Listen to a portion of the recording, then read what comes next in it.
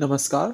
अगर आप भी माता मनसा देवी का दर्शन करना चाहते हैं जो हरिद्वार में स्थित है, तो ये वीडियो और ब्लॉग आपके लिए है। इसे ज़रूर देखें। नमस्कार। हेलो एवरीवन, आज जो यात्रा हम शुरू करने जा रहे हैं वो है माता मनसा देवी की। हरिद्वार में हर की पौड़ी पर स्नान करने के बाद हमने ये विचार बनाया कि हमें मनसा देवी का दर्शन करना चाहिए। शाम को समय काफ़ी हो चुका था, तो पहले हमने होटल में पता किया कि क्या हमें रोपवे के टिकट मिल सकते हैं या नहीं। तो उन्होंने बोला कि आप जाके एक बार चेक कर लीजिए। तो हमने विचार किया कि चल के देखा जाए। तो हम हर की पौड़ी से मनसा देवी के बाजार की तरफ चल दिए। ये मार्केट का एक नज़ारा है जहाँ पर रस अच्छी संख्या में देखा जा सकता है। यहाँ से आपको मनसा देवी तक जाने के लिए रिक्शा मिल जाते हैं या फिर आप पैदल का मार्ग भी अपना सकते हैं। हमने भी पहले रिक्शा वालों से बात की, लेकिन वहाँ पर कुछ सिक्योरिटी की वजह से रिक्शा वाले रुक नहीं पाए। तो हमने सोचा कि हम फिर पैदल ही मनसा देवी के मार्ग की तरफ चलते हैं। चलते हुए हमने बाज़ार की रौनक के आनंद लिए, जिसमें श्रद्धालुओं की संख्या अच्छी खासी देखी जा सकती है। बाज़ार में हर तरह की दुकानें यहाँ पर उपलब्ध हैं और इसी मार्केट में सबसे ज़्यादा धर्मशालाएँ और होटल बने हुए हैं। ज़्यादातर श्रद्धालु हर की पौड़ी से नहाने के बाद इसी तरफ मार्केट में आकर अपना ठहराव करते हैं। ये बाज़ार बहुत लंबा है और काफ़ी दूर तक फैला हुआ है।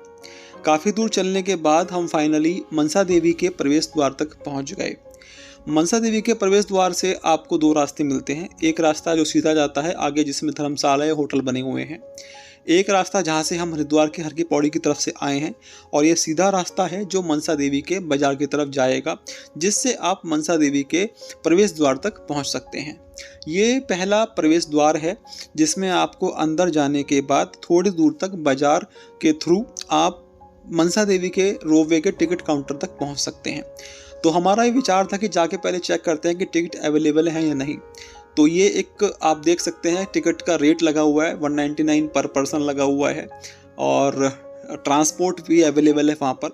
तो सौभाग्य की बात थी कि हमें टिकट मिल गए थे, क्योंकि शाम बहुत हो चुकी थी तो हमें उम्मीद कम थी, लेकिन फिर भी हमने टिकट वहाँ से लिए। टिकट लेने के बाद हमें प्रवेश द्वार 2 पर पहुँचना था। वहाँ पर हमारी चेकिंग होती, और चेकिंग में उन्होंने हमारे सारे टिकट्स और कितने मेंबर्स हैं वो चेक किए। जैसे अगर 7 मेंबर्स हैं तो 7 लोग ही होने चाहिए। टिकट वेरीफाई करने के बाद हम आगे बढ़ चले। यहाँ पर आपको शुद्ध पेड़े की दुकान मिल जाती है, यहाँ से आप अपना प्रसाद ले सकते हैं, क्योंकि ऊपर जाने के बाद शुद्ध पेड़ा आपको नहीं मिलेगा। ये एक इन्होंने वहाँ पर अपना एक आउटलेट खोला हुआ है। टिकट लेने के बाद आपको एक अंदर प्रतीक्षालय मिलता है, वेटिंग हॉल मिलता है, जहाँ पर आपको बैठना होता है। आपके टिकट पर एक नंबर डला होता है, उस नंबर के अकॉर्डिंग आपको ये भाई साहब कॉल करते हैं जो गार्ड बैठे हुए हैं। तो जब तक आपका नंबर नहीं आता, आप यहाँ पर जो रेस्टोरेंट बने हुए हैं वहाँ पर कुछ स्नैक्स का और कुछ फूड्स का आनंद ले सकते हैं। तो हमने भी कुछ फूड वगैरह मंगाकर थोड़ी देर वहाँ पर नाश्ता जलपान किया। ये पूरा एक हॉल है जो बना हुआ है, जहाँ पर लोग प्रतीक्षा करते हैं अपने नंबर की। गार्ड भाई साहब जो सामने बैठे हुए हैं वो आपको बुलाते रहेंगे। काफ़ी देर वेट करने के बाद हमारा भी नंबर आया। ये सामने टोकन नंबर आपको विजिबल भी दिखाई देता है। उसके बाद फिर से हमें चेकिंग काउंटर का सामना करना पड़ा। हमारे टिकट चेक हुए और भाई साहब ने हमें अंदर जाने के लिए अनुमति दी। उसके बाद कुछ लंबा रास्ता आता है जिसमें आपको थोड़ा चलना पड़ेगा। तो हम भी चलते चलते रोपवे के एंट्री गेट तक पहुंचने का वेट कर रहे थे।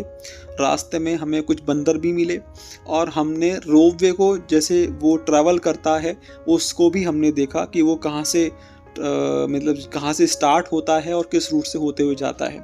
काफ़ी देर चलने के बाद, लाइन में प्रतीक्षा करने के बाद, हम फाइनली अपने रोपवे एंट्री गेट तक पहुँच गए। थोड़ी देर वेट करने के बाद हमारा नंबर आया और हमें उन्होंने बैठने के लिए कॉल किया। एक रोपवे ट्रॉली में 4 से 5 लोग बैठ सकते हैं। वेट के हिसाब से वो बैलेंस करके बिठाते हैं। ट्रॉली ऊपर से खुली हुई होती है, तो थोड़ा सा सेफ्टी भी बरतनी पड़ती है। इसके बाद हम चल दिए अपने माता के दर्शन के लिए। रोपवे के साथ में यहाँ पर पैदल मार्ग भी होता है। जो व्यक्ति चाहते हैं कि रोपवे से वो नहीं जाना चाहते या फिर रोपवे उनको उपलब्ध नहीं होता है, तो वो पैदल भी जा सकते हैं। रोपवे का फ़ायदा ये होता है कि जो समर्थ नहीं है जाने में, वो रोपवे का इस्तेमाल कर सकते हैं। दूसरा ये होता है कि आप बहुत जल्दी समय में यात्रा को कवर कर सकते हैं। रोपवे से आपको नज़ारे बहुत अच्छे दिखाई देंगे। हरिद्वार शहर का पूरा एक जो नज़ारा है वो दिखाई देगा। ये पैदल मार्ग का नज़ारा है जहाँ से लोग पैदल आते हैं और जाते हैं। तो इस तरह से आप वैष्णो देवी की तरह पैदल मार्ग से भी यात्रा को कर सकते हैं।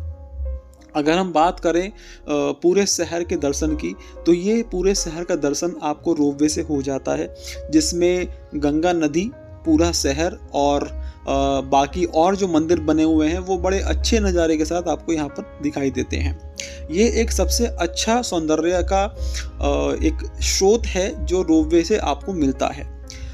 काफ़ी दूर ट्रैवल करने के बाद फाइनली हम ऊपर तक पहुंच गए जहां पर मंदिर बना हुआ है, और यहां पर हमारी यात्रा पूरी नहीं हुई थी। इसके बाद भी काफ़ी लंबी लाइनों का सामना हमें करना पड़ा।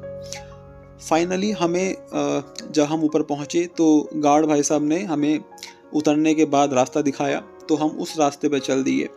अभी जो लाइन आप देख रहे हैं सामने, ये लाइन उन आने वालों की है जो वापस आने के लिए अपने नंबर का वेट कर रहे हैं।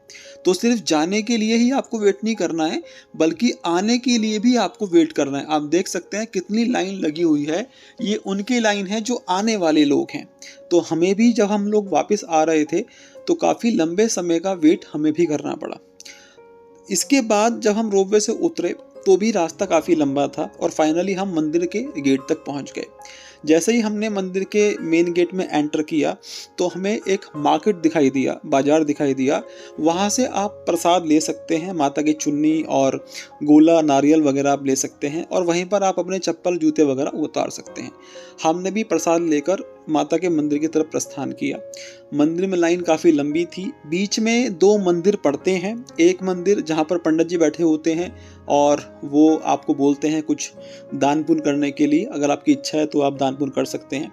उसके बाद उल्टे हाथ पे सामने आप देख पा रहे हैं एक और मंदिर है, तो वो भी मेन मंदिर नहीं है। हमें पहले लगा कि ये मेन मंदिर है, लेकिन जब हमने दर्शन किए फिर पता चला कि मेन मंदिर आ गया। ये मेन मंदिर है माता का, जिसमें रिकॉर्डिंग करना मना था, तो हमने पूरा उसको रिकॉर्ड नहीं किया। इसके अंदर माता की पिंडी लगी हुई है, जिसपे हम लोगों ने हाथ जोड़कर वापस की तरफ अपना रुख किया।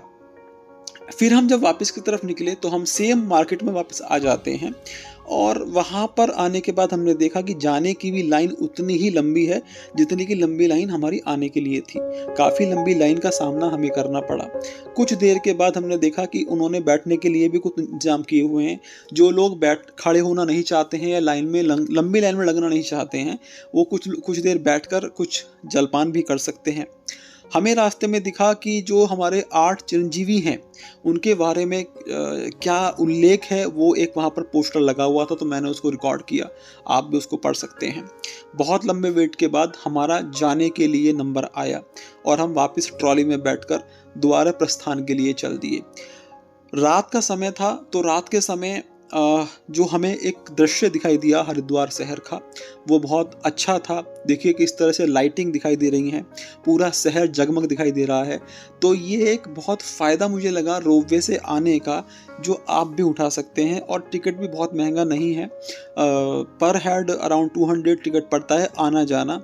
और इसी में अगर आप चंडी देवी भी जाना चाहते हैं तो उसमें कुछ पैसा और एक्स्ट्रा ऐड हो जाता है। हमें लेट हो गया था तो हम चंडी देवी नहीं जा पाए, लेकिन अगर आप अर्ली मॉर्निंग जाते हैं तो आप चंडी देवी जा सकते हैं। फाइनली हम लोग अपने एग्ज़िट पॉइंट पर नीचे पहुँचे।